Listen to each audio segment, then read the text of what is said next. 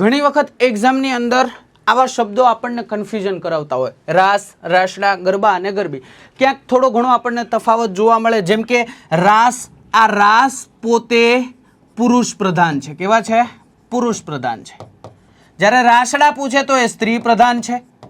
આવી જ રીતના ગરબા પૂછે તો ગરબા પોતે કહેવાય કે કેવા છે? તો કે સ્ત્રી પ્રધાન છે. અને ગરબી તો કે ગરબી સાહેબ પુરુષ પ્રધાન છે. રાસ વિશેની વાત કરીએ તો રાસની અંદર નૃત્યનું મહત્વ વધારે હોય.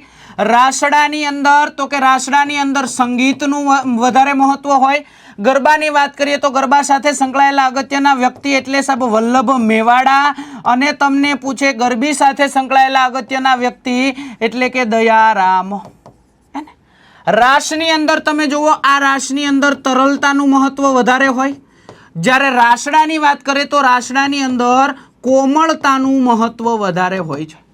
તો આવી વસ્તુઓ કે જે આપણને વારંવાર વિધાન સ્વરૂપે પૂછાય છે, તો એ હવે આપણને પૂછાય છે તો કન્ફ્યુઝન થવાનું છે નહીં. આપણો એક પણ માર્ક્સ કપાવવો જોઈએ નહીં.